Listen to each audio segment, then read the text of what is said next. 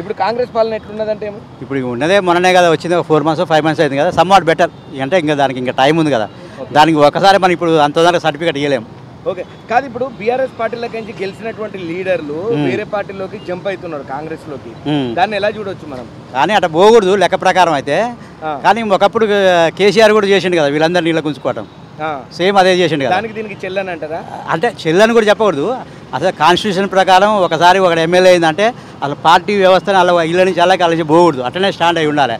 కానీ ఈ లీడర్లు పిచ్చినా కూడా పదవుల కోసం డబ్బుల కోసం వీటికి ఇళ్ళ నుంచి అలాకి అలా నుంచి ఇళ్ళకి జంప్ అవుతారు, వాళ్ళ నుంచి ఇళ్ళకి ఇళ్ళ నుంచి అలాకి. ఆ సిస్టమ్ మంచిది కాదు. మరి అట్లా అనుకుంటే మొదటి నుంచి కాంగ్రెస్ ఉన్నోడు జెండ పట్టుకున్నాడు వాడు వెయిట్ చేస్తాడు కదా, వాడిని కూడా పదవి వస్తుందని. అవును, వాడు అక్కడి నుంచి ఇళ్ళకి రాగానే వీడికి పైసలు తీసుకొని వీనికి టికెట్ ఇస్తే అవతలడు ఆగం కాడ. ఈ సిస్టమ్ మంచిది కాదు అసలుకి, ఈ పద్ధతే కాదు అసలు. అది ఇప్పుడు కాంగ్రెస్ ప్రభుత్వం ఇప్పటివరకు మనకు చాలా గ్యారంటీలు ప్రవేశపెట్టింది, కానీ ఒక్కటి కూడా అమలు కాలేదనే దానికి ఎవరు చెప్పిన అమలు కాలేదు, ఎందుకంటే నడుస్తూనే ఉన్నాయి కదా. అది వచ్చిందని 4 నెలలు అయింది, అప్పుడే అమలు కాలేదని మనం ఎట్లా అంటాం చెప్పండి? ఎట్లా చెప్పగలుగుతాం? అప్పుడే మనం దాన్ని క్వశ్చన్ మార్క్ చేయలేము, దాన్ని అలా అడగలేము. అది ఇంకా మస్తు టైం ఉంది దానికి.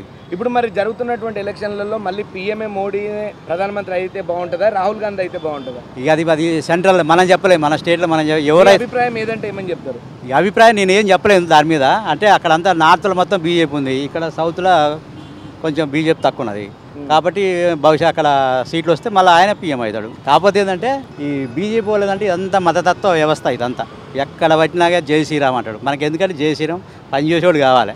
అక్కడ ఏది మణిపూర్లో ఆ ట్రైబల్ వాళ్ళని హిల్ ఓరియలతో పెట్టుకున్నప్పుడు వాళ్ళ కాల్చి చంపి బయట వేసి రకరకాల ధ్వంసమైంది. ఏమంటే పీఎం పోయిందా? ఇప్పుడు వాళ్ళకి ఏం జై శ్రీరామ్ అని కూడా పోయి జై శ్రీరామ్ అంటే ఓట్లు పడతాయా? వ్యవస్థ గట్టిగా ఉండాలి, పనులు చేయాలి. కానీ మత శిష్యులు పెట్టి ఆడబెట్టి ఈడబెట్టడం వల్ల ఏముంటుంది మోడీకి? ఆడేదో మళ్ళీ ఏదో లేటెస్ట్గా ఏదో ఈరోజు ఏదో జరిగింది, ఏది ప్రార్థనలు అంట మసీదులు చేసుకోవచ్చు, పూజలు చేయొచ్చు అంట, ఏదో నాకు కూడా కరెక్ట్ లేదు చూసిన. ఆ వ్యవస్థ అలాంటిది మంచిగా రాదు.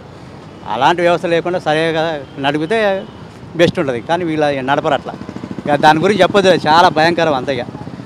లీగల్ వ్యవస్థ అయితే అట్టల్లీ ఫ్లాప్.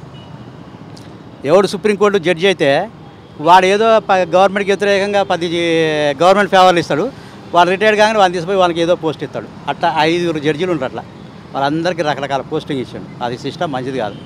ఆయన ఏంటంటే మోడీది వేసేది మాత్రం ఆ వ్యవస్థ మాత్రం మంచిది కాదు. కరెక్ట్ పర్సన్ని చూసుకోవాలి, వేయాలి.